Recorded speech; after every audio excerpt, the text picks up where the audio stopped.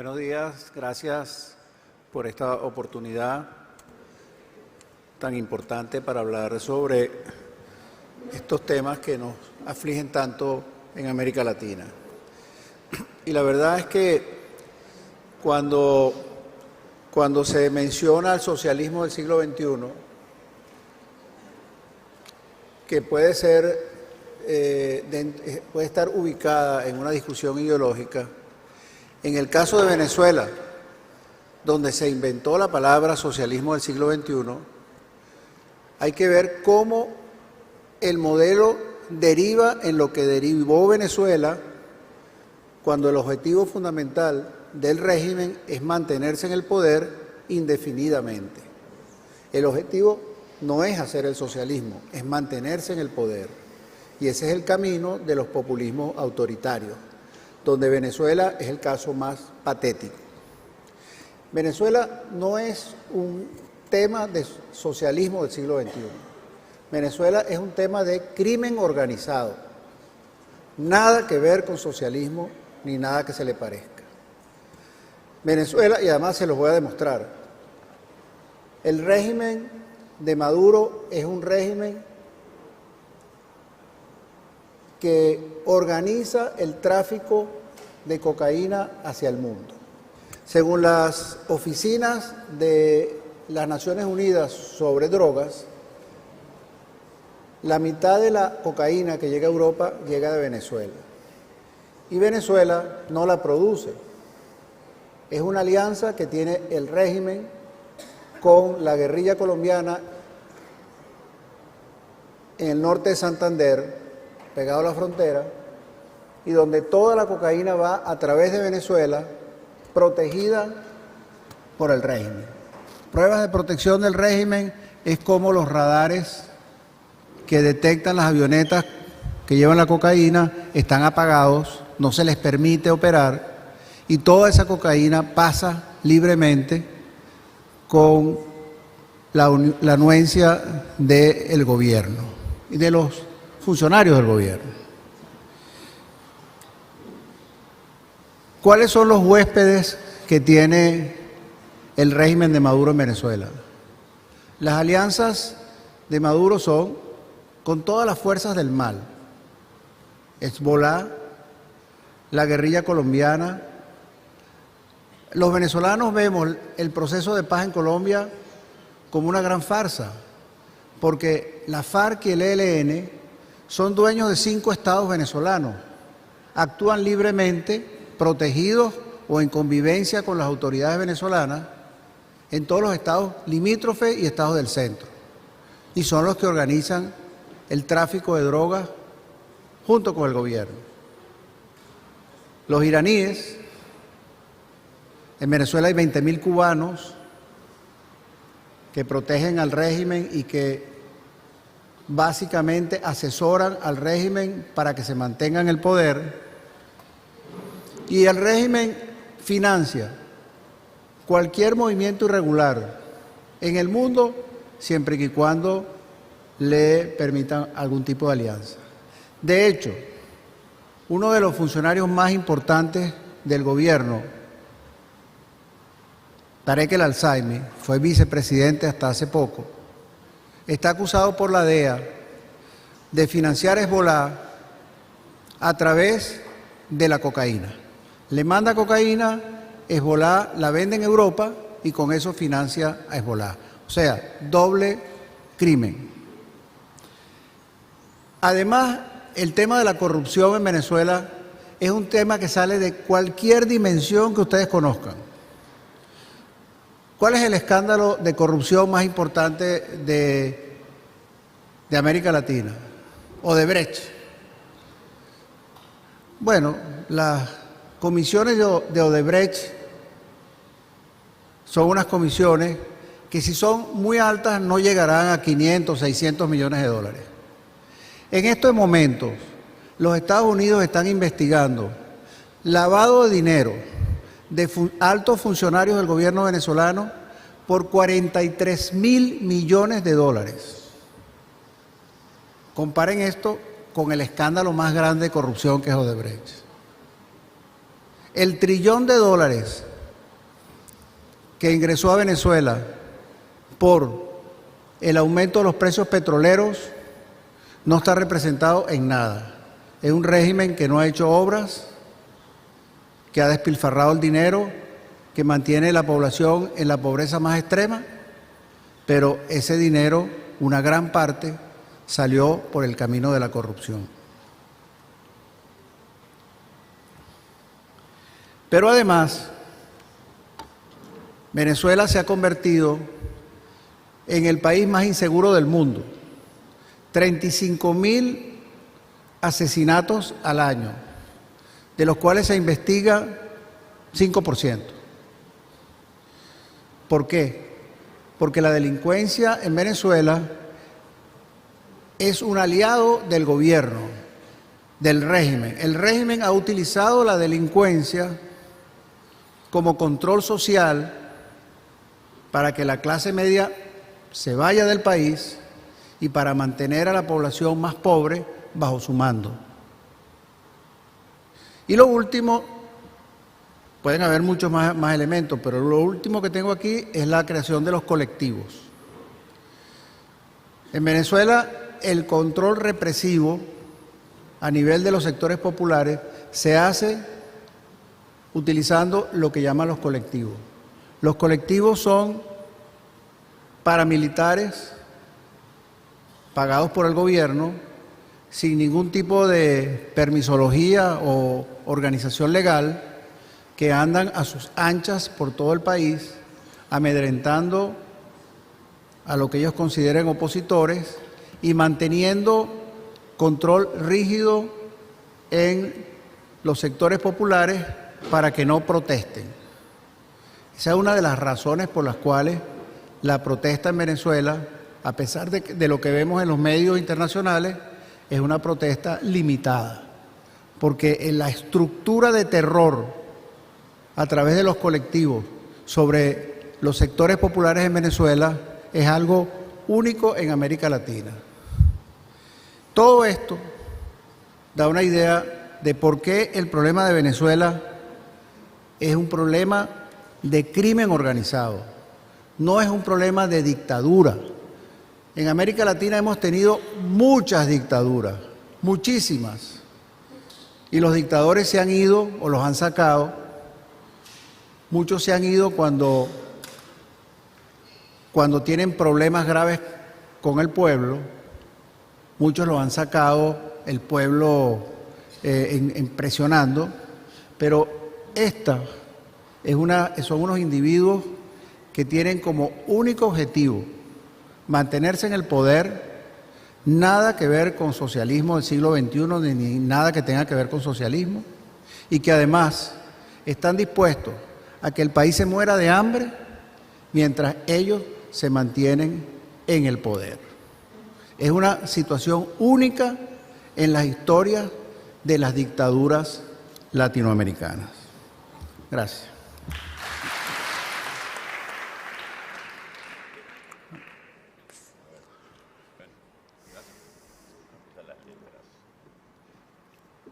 Muchas gracias a la Conferencia Estoril, a la Universidad Nova, gracias Pedro, amigos Carlos, Cookie, Miguel Enrique. Un gusto estar acá con ustedes en esta hermosa universidad. Felicito a los estudiantes, no sé cómo hacen para concentrarse en este lugar tan hermoso. Somos varios de acá, han debido escuchar, somos miembros del Club de Madrid. Más de 100 expresidentes con una oficina ahí en España, pero no nos confundan con el Real Madrid, porque si de nombre se trata, preferimos ser ahora el Club de Juventus para seguir con Ronaldo. Yo sé que aquí si digo que Messi es el mejor jugador, voy a tener discrepancia, pero les recomiendo que si quieren establecer que Ronaldo es mejor que Messi, tráiganlo a La Paz, de donde venimos con Carlos Mesa. Ahí es alto, Messi nunca ha metido gol, si Ronaldo viene a La Paz y mete gol, quedará como el mejor jugador. Hablemos del socialismo 21. Empieza en Venezuela. Venezuela es una tierra mágica en América Latina. Cuando llega Cristóbal Colón hace 5 siglos, impresionado por lo que veía, dice: esta es la tierra de gracia, ese es el apodo oficial de Venezuela, hoy sumida en la mayor desgracia de la historia de América Latina. Hace 2 siglos, un venezolano a caballo atravesó los Andes y nos legó libertad e independencia a varios países de Sudamérica, incluyendo al país nuestro con Carlos, que nos legó soberanía, independencia y nos dio el nombre. Tiene una gran importancia histórica Venezuela, y en los próximos meses lo que pase en Venezuela, en Nicaragua y en Bolivia va a determinar si en América Latina tenemos libertad plena con soberanía o si dejamos gérmenes dictatoriales, autoritarios, criminales que pueden extenderse y retomar control de nuestra región. Esa es la importancia de lo que está en juego en los próximos meses, con el epicentro en Venezuela y derivaciones de mi país en Nicaragua y eventualmente Cuba. Pedro, rápidamente hablo acá de qué pasó en Venezuela y dónde vamos. ¿Qué pasó? Llegó a Venezuela, después de un golpe, un militar carismático, hace 20 años, que tenía una ambición desmedida y un enorme talento comunicacional.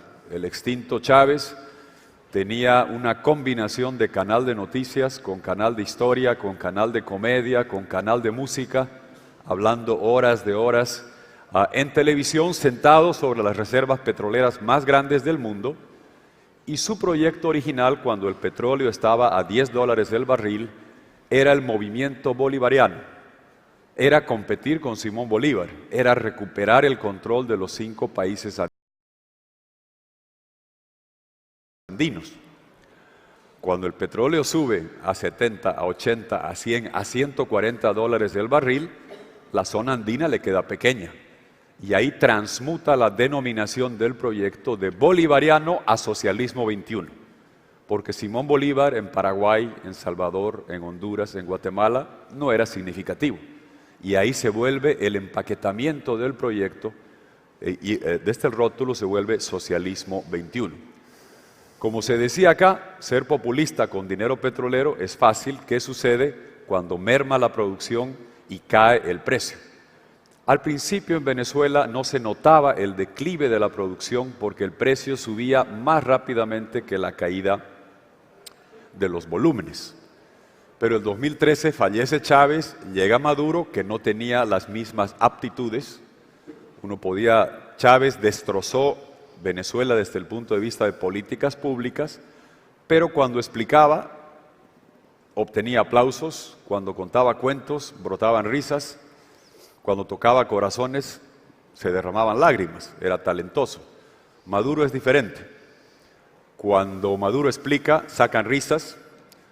Cuando reprime y deja a madres enterrando hijos, salen las lágrimas, y el aplauso quedará para cuando esté camino a una celda en La Haya o a una Habana, a una hamaca en Cuba. Coincide el cambio de Chávez a Maduro con la caída de la producción, con la caída del petróleo, y miren lo que ha pasado en los 6 años de Maduro en el país más rico de las Américas, de la historia, más rico que Estados Unidos en potencial de recursos naturales. ¿Qué ha hecho Maduro? En 6 años, el PIB de Venezuela está camino a ser la tercera parte de lo que era cuando Maduro empezó, la tercera parte. La producción petrolera, la cuarta parte de lo que era cuando empezó, que ya había declinado. El número de pobres se ha multiplicado por 6, el número de crímenes en la calle por 8. A este país rico han retornado la malaria, la difteria, el sarampión. Entierran a niños en féretros de cartón. En una petropotencia cocinan a leña. El sueldo mínimo nacional hoy, comparado con lo que era cuando empezó Maduro, te compra 3% de lo que compraba hace 6 años. La hiperinflación es más alta que Zimbabue, salen más refugiados que de Siria y tienes más escasez que en Sudán. En Venezuela, el mejor país de las Américas. Ese es el desastre que se ha generado allá. La única solución económica que tienen, miren, dicen en público no hay que salir con billetes, esto no vale nada. 500 bolívares, esto acá sería 8 centavos de euro. Estos son los billetes ya de tercera generación. Le han quitado primero 5 ceros, después 3 ceros. Miguel Enrique, esto sería de los que había, de los originales, sería 500.000 millones de los bolívares originales. Le quitaron 5 ceros, le pusieron Bolívar fuerte. Este ya se llama soberano. Al pobre Libertador, cada vez que le cambian el adjetivo, lo devalúan. Esa es la triste historia de lo que ha pasado en Venezuela. Pedro, ¿cuánto compras con €1? ¿Cuánta gasolina compro en Portugal? No mucha. ¿1 litro? Menos. ¿Menos? Sí. ¿Menos de 1 litro? Sí. Si ustedes se van a Caracas con €1, ¿saben cuánta gasolina compran? 110 millones de litros con €1. Entonces la gente y al frente no hay comida, no hay papel higiénico, no hay aceite, no hay absolutamente nada. Entonces ustedes dirán, ¿cómo se sostiene un desastre de este tamaño? Muy sencillo, represión autoritaria con este matrimonio del know-how, ustedes estudian business y economía, el know-how cubano con el how to pay venezolano.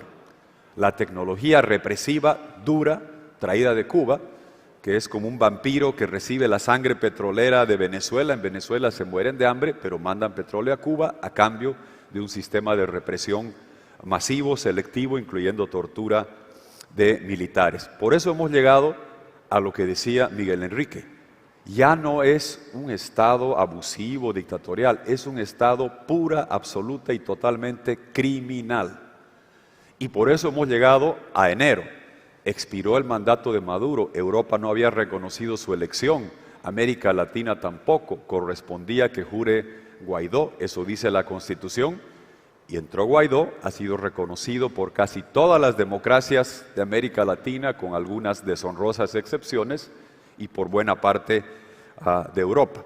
Pero estamos en un momento crítico donde se está buscando no recuperar democracia de una dictadura abusiva, sino de lidiar con un régimen absolutamente criminal, donde, como decía Miguel Enrique, la frontera con Colombia es donde más problema hay. De Colombia vienen guerrillas, vienen armas, viene cocaína, de Venezuela salen refugiados, gasolina gratuita, precursores para el narcotráfico, y tenemos un problema estructural. ¿Qué se debe hacer? Y concluyo con esto. Para mí, la comunidad internacional tiene que crear un solo frente de ayuda y rescate a Venezuela. El Estado criminal de Maduro juega con decir, aquí está el Grupo de Lima, aquí está el Grupo de Contacto de Europa, aquí están los otros, y juega con esas divisiones. Ahora tenemos a los noruegos, cuando en realidad debía formarse de las democracias de Europa, de América Latina, un solo mecanismo internacional para lidiar con este problema y trabajar en forma conjunta en todos los aspectos. En el territorial se especula, se habla, lo que decía el presidente Lacalle, de hipotéticas intervenciones militares norteamericanas que no hay ni va a haber, pero no se habla de la intervención real que ya se ha dado. El Che ha intervenido Venezuela, no el Che Guevara. Cubanos, Hezbollah y ELN han tomado territorialmente Venezuela, cubanos, Hezbollah y el ELN, y están ocupando y manejando el contrabando de oro, el contrabando de gasolina, el narcotráfico. Se tiene que seguir trabajando, y en eso Portugal y Europa, Pedro, pueden ayudar en que los mecanismos oficiales de financiamiento ante la destrucción masiva de Maduro están pasando a Guaidó con el reconocimiento. Los mercados de bonos de capitales, los organismos multilaterales, el BID ya reconoce a Guaidó, falta que Europa haga lo mismo en el Banco Mundial, Fondo Monetario, para canalizar los recursos a través del gobierno reconocido. Ya tienen sitio, falta China. Las sanciones, las incautaciones, las expulsiones de la cleptocracia criminal que viven en Costa Rica, en Colombia, en Portugal, en España, se tienen que dar al unísono. Ellos están aprendiendo que si en Miami les quitan la visa y les incautan los bienes, se van a Costa Rica, y cuando vas a Costa Rica se vienen a España o a Portugal. Hay que trabajar mancomunadamente al mismo tiempo en todos los lugares para perseguir a esta gente, y hay que hablar de hacer un cerco por tierra, mar y aire al crimen que maneja Venezuela. Supongamos que un grupo terrorista español hubiera tomado Portugal y hubiera estado desde puertos portugueses sacando contrabando de petróleo, de minerales o vuelos de cocaína llevándolos a Inglaterra.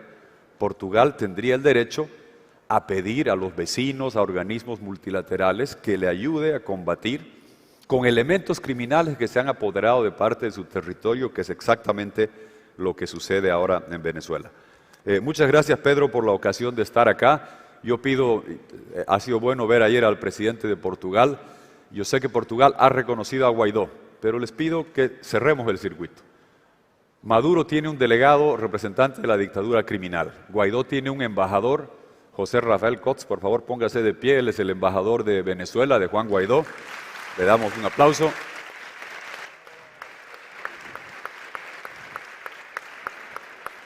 Recíbanlo y trátenlo como tal. Concluyo con, ustedes han escuchado, mi apodo es Tuto. Yo no soy muy importante, el que sí es importante es Tutu, han debido escuchar, Desmond Tutu, el sudafricano. Tiene un pensamiento que créanme que aplica cabal para Venezuela. Desmond Tutu decía, en relación a la épica lucha en su país, que aquel que es neutro en situación de opresión está tomando el lado del opresor.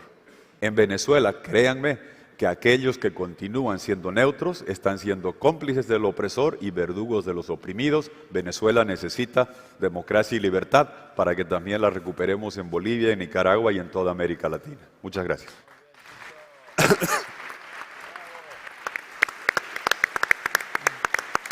Bravo. Bueno, ahora sí.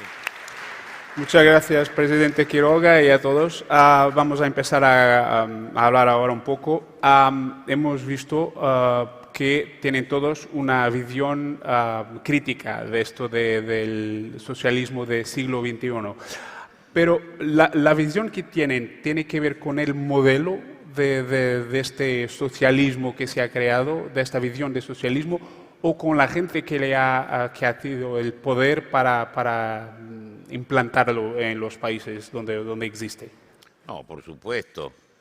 En Portugal tengo que citar a quien tuve el honor de conocer, a don Mario Soares, como un hombre de socialismo democrático, como estábamos acostumbrados a considerarlo. El socialismo de Ricardo Lagos, presidente de Chile, un magnífico hombre de Estado, un demócrata.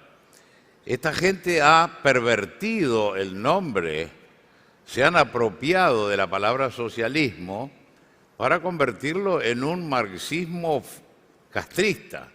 Entonces tenemos que rescatar el concepto de los viejos partidos socialistas. En mi país, en el Uruguay, se fundó en 1911, tiene por lo tanto 100 y tantos años, y es un partido que se respeta, pero cuando se le agregó lo del siglo XXI y se convirtió en una envoltura para la dictadura, ya ha perdido prestigio.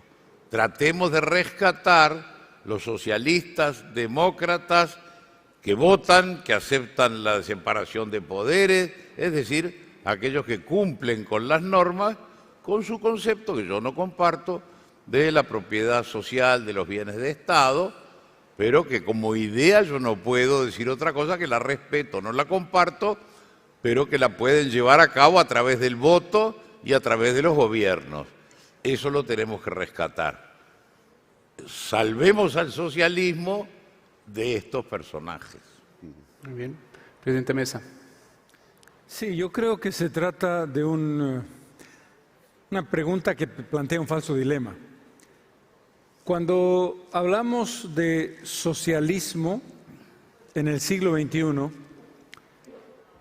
tendríamos que referirnos a una construcción que pone en evidencia que el autoritarismo del socialismo real, transformado en una dictadura a lo largo del siglo XX, no podía aplicarse ni era aceptable en una sociedad en la que el criterio de la libertad de conciencia, de pensamiento y de expresión eran pilares básicos de cualquier propuesta de construcción social.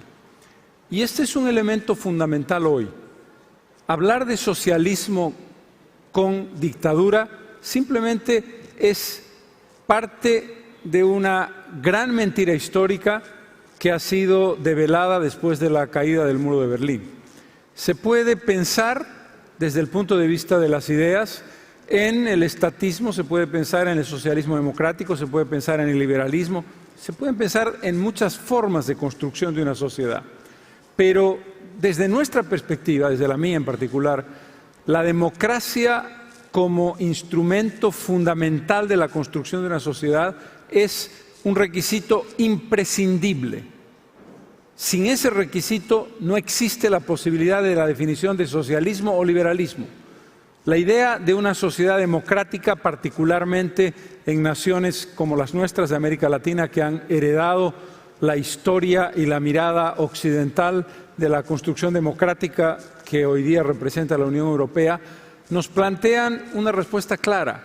No puede haber socialismo sin democracia, porque el socialismo real, comillas, del siglo XX, demostró que lo que era es una dictadura independientemente de sus éxitos materiales. Y no se puede plantear la lógica de la igualdad, la lógica de la inclusión y la lógica de la transformación social si ésta no se basa en el respeto a la libertad individual y a la libertad colectiva. Y creo que este es el problema. El problema es que el socialismo del siglo XXI fue una penetración en la democracia para destruir sus instituciones y para transformarla en un autoritarismo primero y en una dictadura que, como en el caso de Venezuela, se ha convertido en una dictadura vinculada a la corrupción como instrumento fundamental de su funcionamiento. Miguel, tú has vivido una consecuencia de esto que se pasa también en Venezuela. ¿Quieres explicar un poco qué ha pasado contigo, con tu periódico, un periódico que tiene hace muchos años en Venezuela y que ahora no tiene ni papel para salir, y tú propio no vives en Venezuela? Bueno, el tema de la libertad de expresión, obviamente, es un tema que en Venezuela se tiene a un país totalmente bloqueado a las informaciones. Ellos, dentro de sus primeros años, crearon un concepto que se llama hegemonía comunicacional, que no es sino el modelo cubano en el largo plazo. Ellos primero hicieron una ley para la radio y la televisión. Entonces la radio y la televisión en Venezuela, aunque siguen siendo empresas privadas la mayoría, están sometidas a un régimen de autocensura. Porque por ejemplo, si una estación de televisión pone un pedacito del video que pasaron aquí con Guaidó, inmediatamente la cierran. Simplemente con nombrar a Guaidó la cierran. Después fueron contra los periódicos, abriendo procedimientos judiciales, represión de todo tipo, la utilización de los colectivos para atacar a los medios, a los periodistas, etcétera, y procedimientos legales. Yo tengo un procedimiento legal. A nosotros, Diosdado Cabello, que es uno de los, digamos, el número 2 del régimen, nosotros publicamos una información que había publicado ABC de España y el Wall Street Journal sobre una investigación en narcotráfico a Diosdado Cabello, y Diosdado Cabello nos demandó a nosotros por difamación, no al Wall Street Journal ni al ABC, que nosotros lo publicamos el día siguiente, y los tribunales, los jueces, toman medidas cautelares por instrucciones. No hay independencia de poderes. Entonces, yo estaba fuera del país, me quedé fuera porque tengo medidas, y las medidas es que ellos van creando sistemas para criminalizar a la disidencia. Entonces, esa criminalización, como el periódico seguía saliendo y publicando todo, entonces fueron contra el suministro de papel. Claro, contra el suministro de papel ya no podemos hacer nada, simplemente no podemos imprimir el periódico. Claro. Entonces nos convertimos, y todos los periódicos independientes se convirtieron en plataformas web que tienen una gran penetración. Sin embargo... ¿En Venezuela o fuera? No, tenía una gran penetración, pero ellos empezaron a utilizar las compañías telefónicas para bloquear las web. Y están bloqueadas no solamente las web de los periódicos o de los medios independientes, sino que están bloqueadas CNN, Televisión Española, El Tiempo de Bogotá, todo lo que es internacional que publica las cosas. En Venezuela la información le llega a la gente básicamente a través de las redes sociales, y los 4 millones de venezolanos que están fuera, huyéndole al régimen, que van diciéndole las cosas a los que están adentro, y a través de WhatsApp y otro tipo de mecanismo de comunicación. Y en las redes sociales nosotros somos muy fuertes, porque ellos no pueden cerrar Twitter, tendrían que cerrarlo todo. No pueden cerrar puntualmente como pueden hacer bloqueando una página. No pueden cerrar Facebook. No pueden cerrar Porque Instagram. hay una diferencia entre otros regímenes, como en China, por ejemplo, donde de Venezuela ha vivido una parte de la globalización. Entonces, Claro, no es lo mismo romper la comunicación de las redes sociales cuando un país entra en autoritarismo antes de que existan las redes sociales que después. El país globalizado ya les cuesta mucho más trabajo. A China, Corea del Norte, Cuba, ellos han ido abriendo. Estos tienen que ir cerrando, entonces es más complicado para ellos. Pero la verdad es que en Venezuela la gente se entera de todo, pero los medios de comunicación están totalmente controlados en la información independiente, salvo los medios del Estado que publican únicamente lo que ellos quieren que salga a la luz pública. Presidente Quiroga, hemos hablado de Venezuela muchísimo, pero en Bolivia hay una experiencia también que hay gente que dice que bueno, es una experiencia que tiene problemas, pero también tiene ventajas, como la situación económica y todo. ¿Usted cree que es así o es una visión mítica de lo que pasa en Bolivia con Morales? A ver, Pedro, primero lo de Bolivia se inscribe en el marco de este proyecto, que no es cuestión de socialismo, que es lo que se decía acá, que es el branding que se ha utilizado. Y si no me creen a mí, créanle a Carlos Fuentes, el eximio, el gran escritor mexicano. Hace muchos años le preguntan sobre Chávez y el socialismo. Y Carlos Fuentes dice, no, Chávez no es socialista, yo soy socialista, dice Carlos Fuentes. Yo soy de izquierda. Chávez es un Mussolini tropical. Es la definición que da Carlos Fuentes para que lo citen. Bolivia se inscribe, estamos viendo lo de Bolivia, la dimensión que tiene este proyecto nocivo que pulveriza la democracia. ¿Cómo? Llega al poder, como decía Carlos, desde dentro, y después coopta las instituciones, la justicia está al servicio del gobierno, criminaliza a la oposición, amordaza a la prensa libre y se quedan en el poder para siempre. La clave es el continuismo, para que degenere en autoritarismo. Y evidentemente al principio, sobre todo si hay bonanza china y precios altos, en Venezuela todo el mundo hablaba del éxito económico del modelo venezolano cuando el precio estaba a $140 el barril. En Nicaragua, Pedro, hasta hace 2 años todos hablaban de lo maravillosamente bien que iba la economía con Ortega mientras tenía el refuerzo venezolano, hasta que implosionó y viste lo que ha sucedido.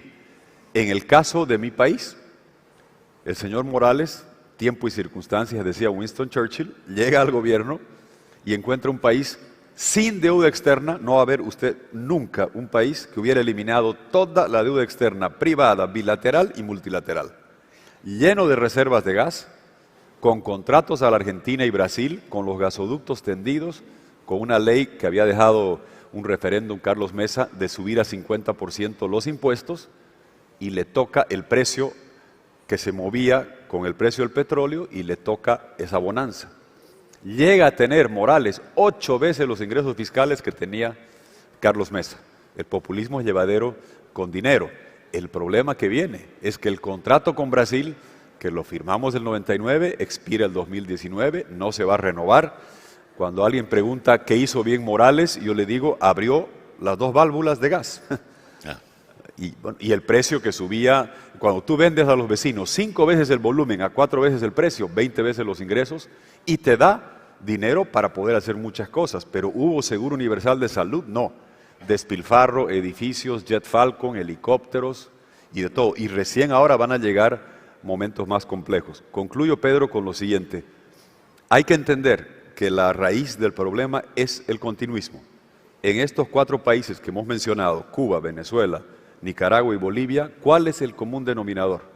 Que son los únicos en América Latina que llevan 60 años en el poder. Los de la isla, señor Raúl Castro, Machado Ventura y Valdés, son mayores que mi padre. Y mi padre le han quitado la licencia de conducir hace 10 años. Y ellos siguen manejando Cuba y Venezuela y todo el resto. Venezuela lleva 20 años del régimen, en Nicaragua y Bolivia llevan 13, 14, 15 años, y la madre del cordero, lo central, es el continuismo. Y en mi país se ha inventado una figura aberrante. No somos parlamentarios como ustedes, sistema presidencial de mandato fijo. Ustedes parlamentarios, el primer ministro dura 10 días, 10 meses, 10 años, de acuerdo a cómo tiene mayoría. Se fue Cameron, se va Theresa May, veremos cuánto dura el próximo. Otro sistema. En el nuestro, presidencial de mandato fijo. En toda América Latina, dice un mandato, como en México, sin reelección, o como en Chile, Perú, en Chile puedes volver después, o 2 mandatos como Estados Unidos, Argentina, Brasil. En Bolivia pusimos en la Constitución 2 mandatos. En una nueva Constitución redactada a pedido del interesado Evo Morales. Se aprueba por el pueblo. El 2016 hace un referéndum para intentar modificar esa limitación de mandatos y tener una más. La OEA observa estos 2 procesos, ganamos, se prohibió un mandato adicional, el eslogan es Bolivia dijo no, ¿y qué sucede? Que ahí vienen y nos clonan el truco nicaragüense de pretender que la reelección perpetua para una persona es un derecho humano protegido por la OEA. De verdad, no me estoy inventando. Y sacan un fallo judicial diciendo que la Convención de Derechos Humanos, que nos da a todos el derecho a ser elegido y que está diseñada para proteger a los ciudadanos del abuso de un tirano, ahora se interpreta que el tirano tiene derecho a quedarse para siempre, desconociendo lo que hemos votado 2 veces los ciudadanos. Eso es gravísimo y penosamente el secretario general de la OEA, Luis Almagro, que ha criticado, repudiado y condenado esta artera maniobra judicial, que ha hecho un trabajo encomiable en Venezuela, viene hace unos días a Bolivia a decir que no hay problema, avalar lo que es algo que va en contra de la democracia, que es triste y penoso. Mi consejo es, la democracia, por sobre todo, no garantiza elegir buenos o malos presidentes o regulares. Lo que te tiene que garantizar es el derecho a cambiarlo en la próxima elección y evitar el prorroguismo que te lleva al autoritarismo inefablemente. Muy bien. Gracias. Presidente Lacalle, hemos hablado de 4 países, pero ¿cuál es su real influencia en América Latina? Porque hay experiencias diferentes de socialismo, pero estos 4, ¿cuál es su real influencia política? Sí, la influencia fundamental es la de Venezuela, la de Cuba desde el siglo pasado. La de Venezuela, que para empezar fue muy generosa cuando tenía recursos prácticamente inagotables.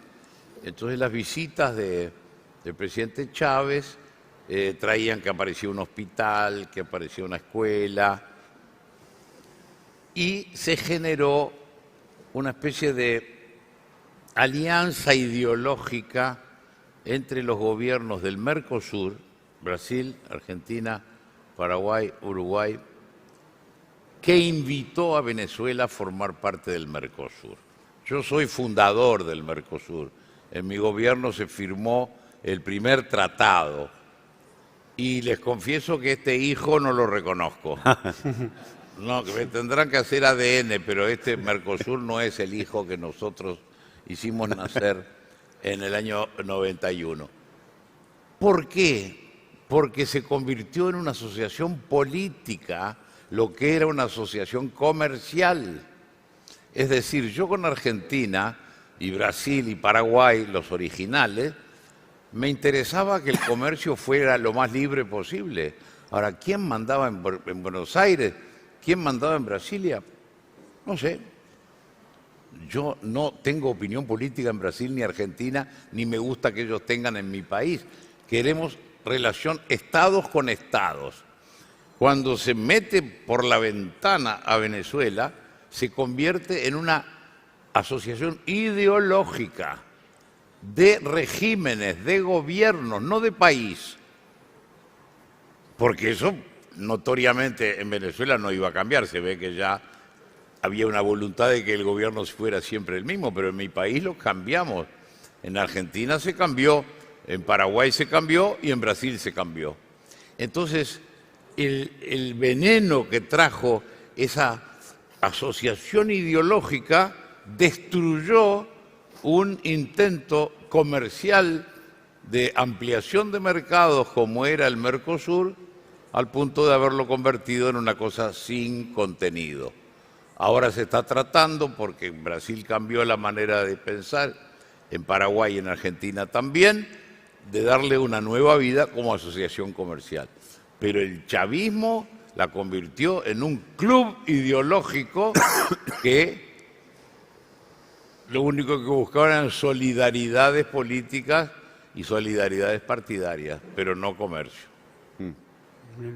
Presidente Mesa, la misma cuestión y también sabiendo que vamos a tener elecciones en Bolivia y usted es un candidato,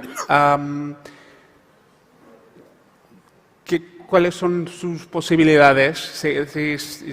¿Tiene esperanza de cambiar ahora? ¿Hay una posibilidad de cambiar en Bolivia? Y si no, ¿por qué? ¿Por qué la gente no va a votar en un otro sistema diferente?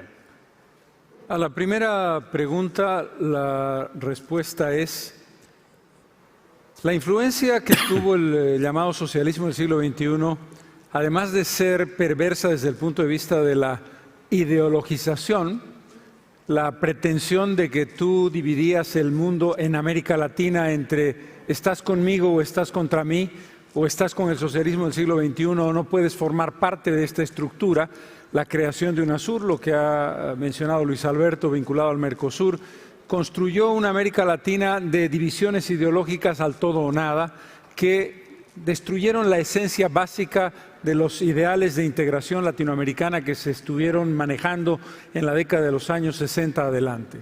Ese ha sido un daño muy profundo y ha generado una pregunta sobre cuál es el destino de aquella América Latina, la de hoy, que tiene una mayoría de países democráticos que no están adscritos a esa posición ideológica y que, sin embargo, no están pudiendo construir un escenario de recuperación, que decía muy bien el presidente Lacalle, no me importa quién gobierne en Brasilia o en Santiago o en Lima, me importa la construcción de un modelo en el que América Latina se vea reflejada a sí misma en sus ideales fundamentales. Y, por supuesto, el profundo daño a la democracia.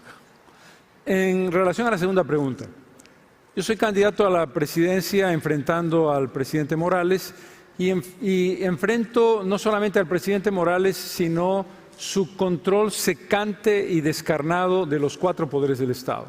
Morales controla el poder legislativo, el poder ejecutivo, el poder judicial y el poder electoral, que en Bolivia es un poder del Estado igual que los otros 3.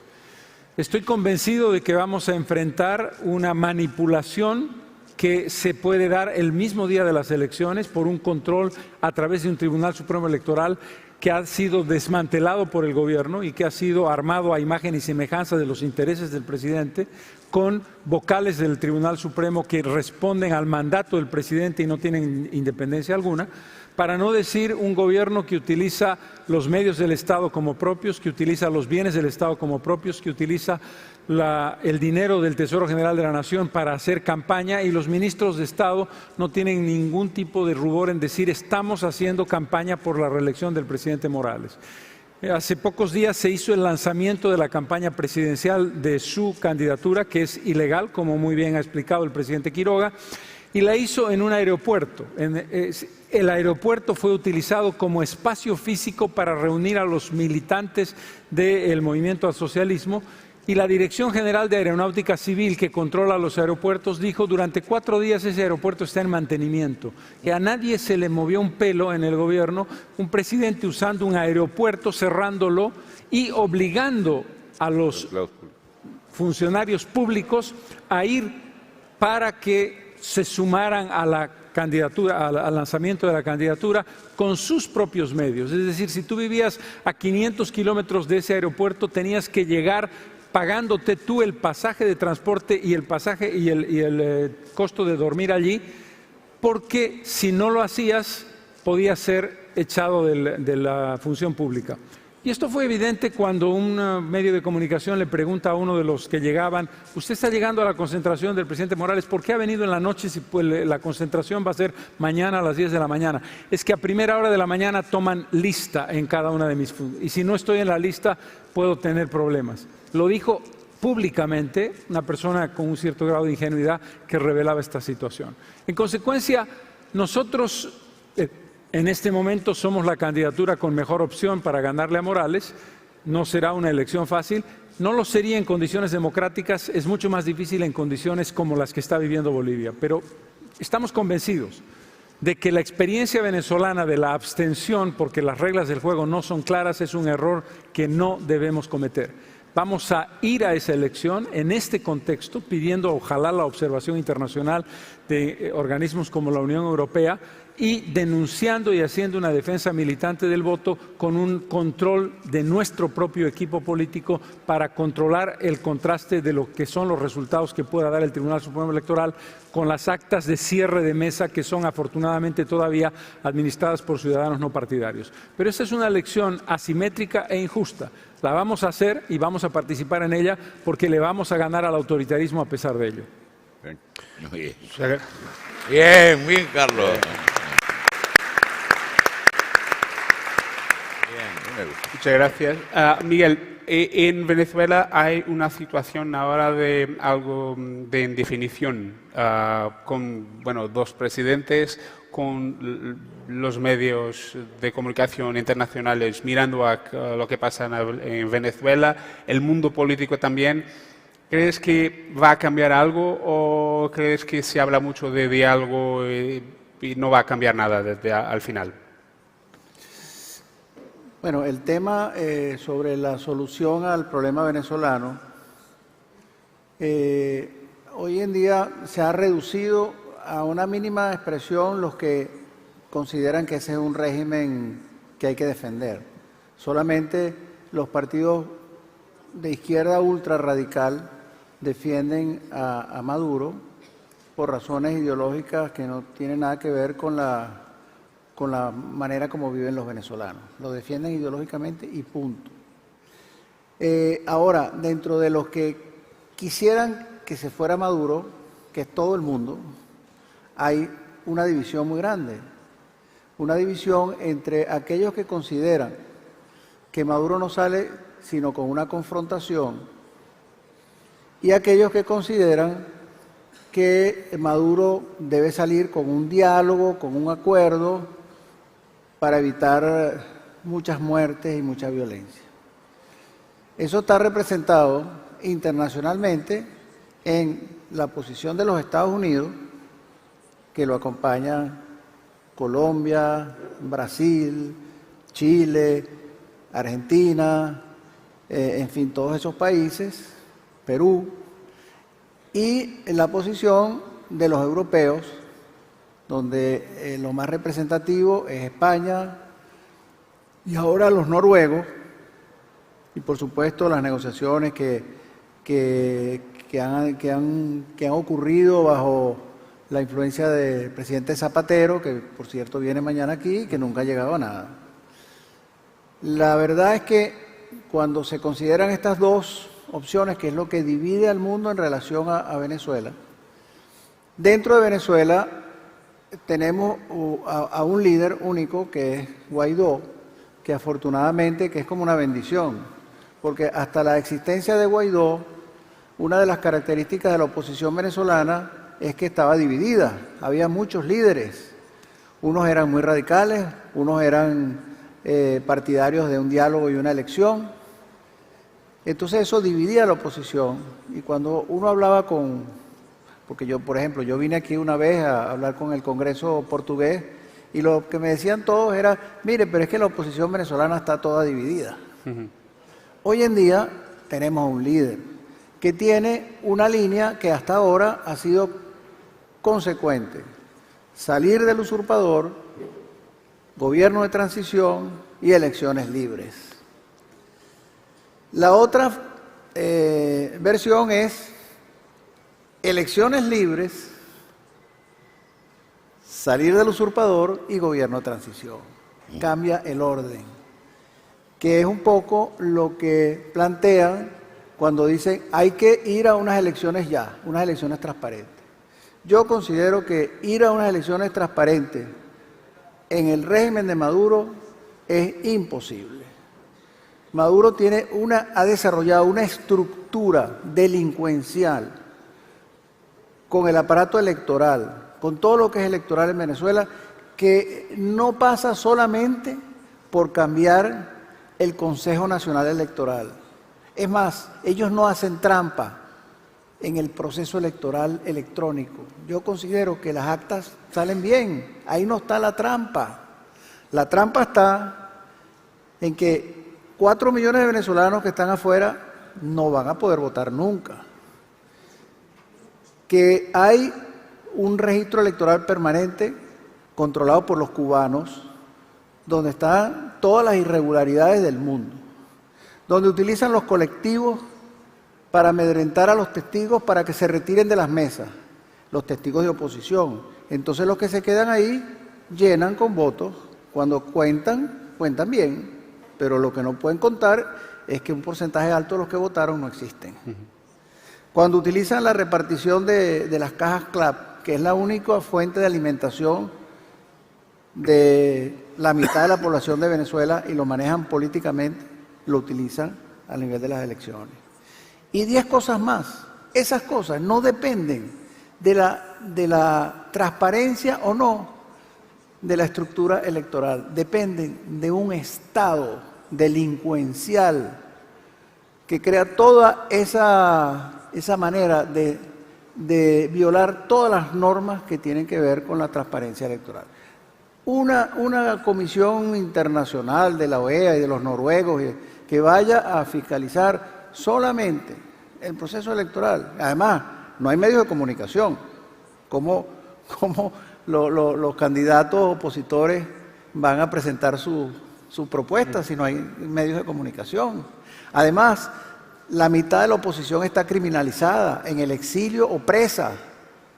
Entonces, ¿cómo va a participar esa oposición? Además, las fuentes de financiamiento de la oposición están criminalizadas casi todas.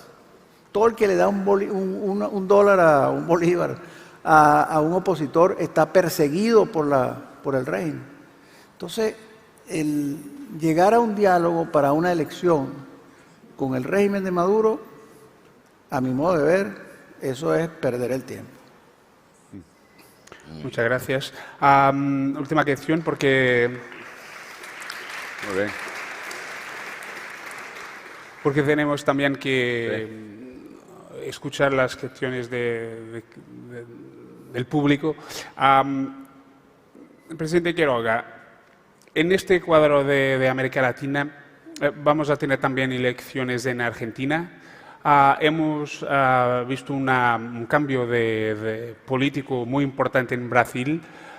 ¿Crees que hay algo que estos dos países tengan que puedan influenciar el futuro de lo que va a pasar en América Latina?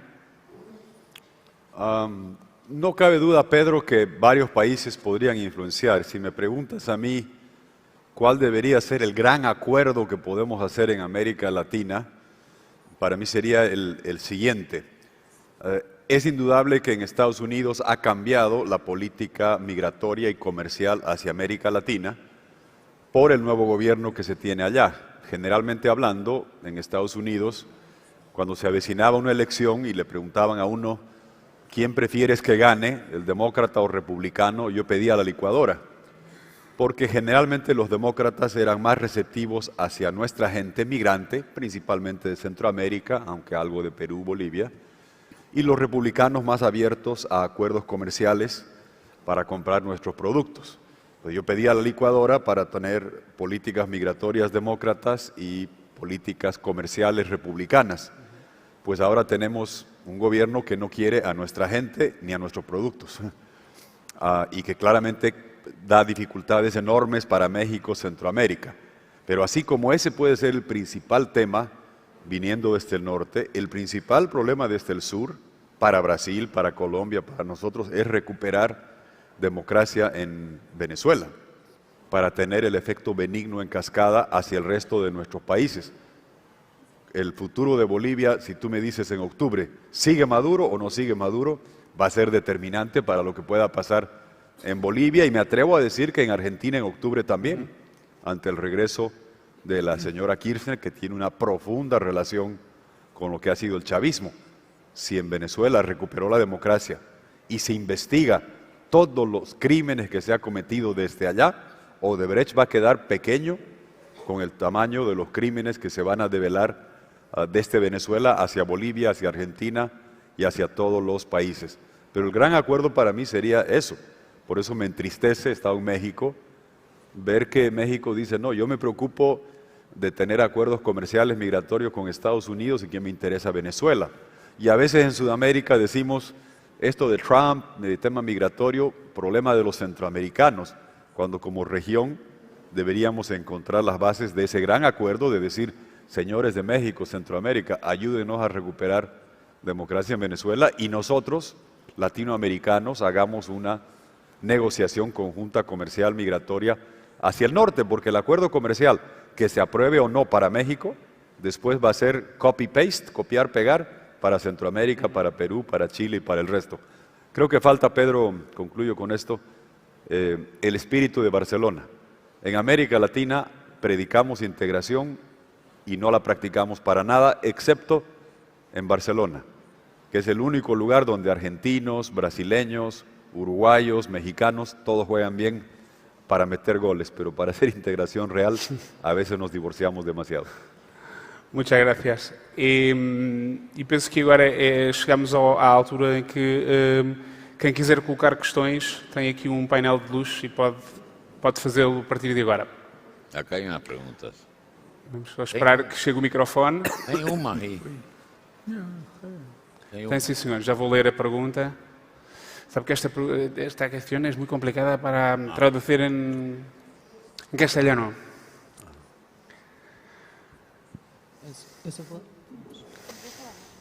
Buenos días. Voy a intentar en español y si no entiende, pregunta, por favor. Mi pregunta es para Jorge, que habló y he pedido el reconocimiento portugués a Juan Guaidó y habló de los líderes que se quedaron y que se quedan hasta más de 60 años en el poder en Sudamérica. Y ha pedido el cambio y justo ahora mismo ha hablado de Barcelona y del cambio que el pueblo ha pedido en Barcelona. Y mi pregunta tiene que ver con, ¿cree que es posible el cambio sin el conflicto armado, sin que haya el conflicto armado?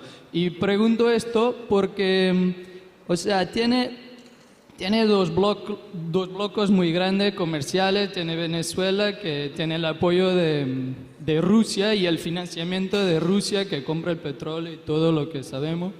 Y en el otro lado tienes Estados Unidos y tiene la fuerza democrática como Europa, que intenta el cambio, mejor o peor, pero sobre todo por la voz.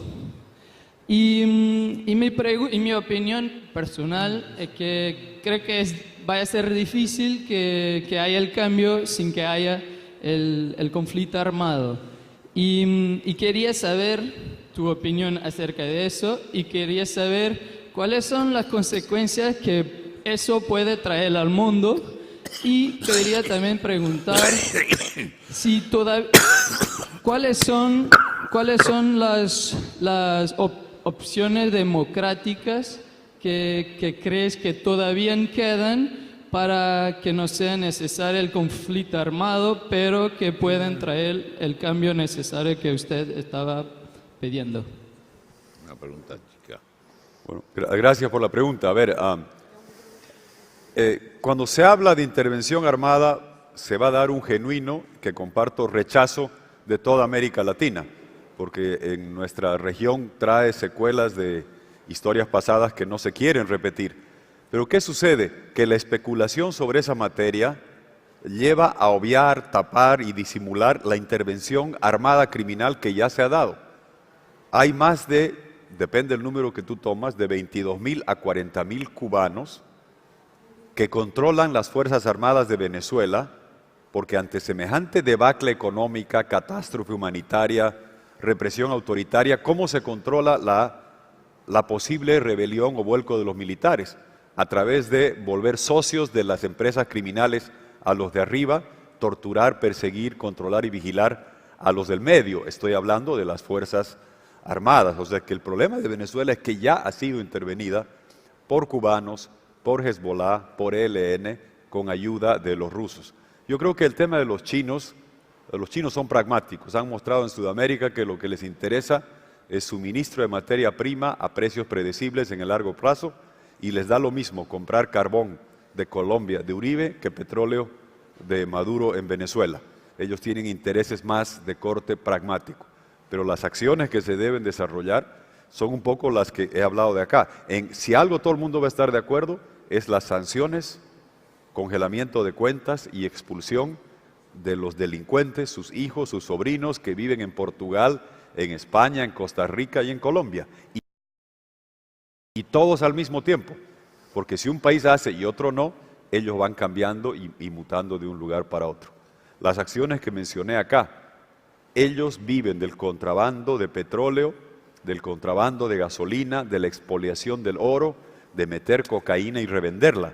Son elementos criminales donde amerita que la comunidad internacional haga cercos navales, aéreos, un cocaine no-fly zone, digamos, para que no salgan los vuelos de cocaína de Venezuela a Guatemala, a Honduras, que es la forma que el régimen está financiando a sus elementos criminales internos. Y por último, nada de esto va a funcionar si la gente en Venezuela desiste de hacer la lucha. Y si algo yo he aprendido en estos años es que hay una cantidad de héroes sin límite en Venezuela que luchan todo el tiempo. Y yo creo que Venezuela va a recuperar democracia porque hay cosas que pasan que tiene que ser inspiración celestial.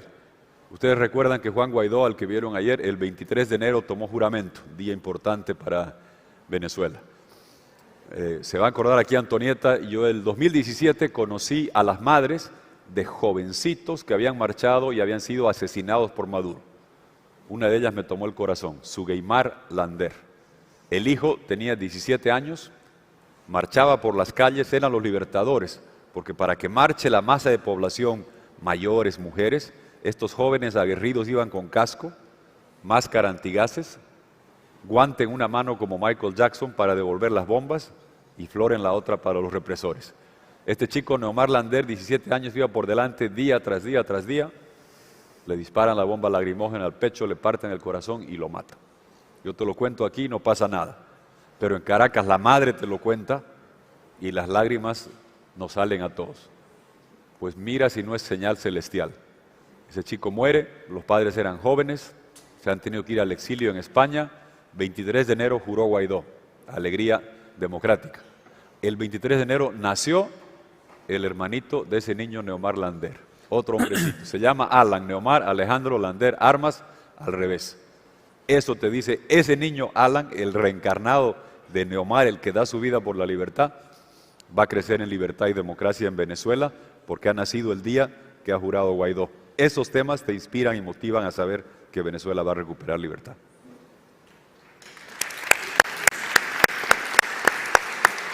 Va a decir. Temos tempo para mais uma pergunta. A otros. Sí. Temos aqui... O senhor estava primeiro. Peço desculpa. Hola, buenas tardes. Soy mexicano y antes que nada estoy muy triste y decepcionado por la posición de nuestro presidente de no apoyar a Venezuela. Créame que somos muchos los mexicanos que estamos con Guaidó y que queremos ver a ese pueblo libre. Muy bien, bravo. Bien. Bravo. Mi pregunta va a los presidentes. Este llamado socialismo, ¿qué tanta culpa hay en ustedes, en los políticos que en años anteriores no han podido cumplir sus promesas, llevar al pueblo a un mejor futuro? ¿Qué tanta culpa hay en esos políticos que solo abusan de la población y que solo velan por sus intereses? ¿Habemos alguno? El abusivo es él. Tenemos ningún segundo para responder, entonces tenemos que ser rápidos, por favor. Algunos hemos hecho buena obra. Si me deja tu mail, te voy a mandar todo lo que hicimos en un país que recibimos con 130% de inflación, 7% de déficit y que cambiamos mucho durante 5 años. Así que algunos estamos tranquilos en ese sentido. Gracias. Sí, la presunción de que todo lo anterior al socialismo del siglo XXI fue un conjunto de injusticias y de errores es una presunción excesiva, me parece. Cometimos errores, tuvimos aciertos, pero yo no creo que tenga que ver el análisis de lo que pasó con el socialismo del siglo XXI con una referencia al pasado inmediato. Tiene que ver con un contexto de destrucción del modelo democrático. Tú puedes alterar el modo incorrecto de funcionamiento de un país dentro del contexto de la democracia. Lo que aquí estamos cuestionando no es la justificación o no de un proceso, sino la lógica de decir, si tú crees, y esta es la democracia, que el anterior presidente fue muy mal presidente, tienes derecho a votar en contra de él. Es el voto del ciudadano el que define el destino de una sociedad que esté mal manejada. Yo no voy a hacer ninguna justificación o elogio o explicación, simplemente definir esta diferencia. Tú puedes interpretar de cualquier manera el pasado, la forma de responder en el presente es a través del voto democrático y la libertad absoluta de que esa sociedad funcione democráticamente. Bien. Está dicho.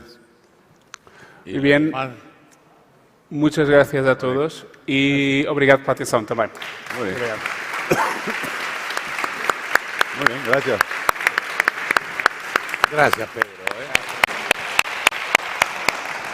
Muchas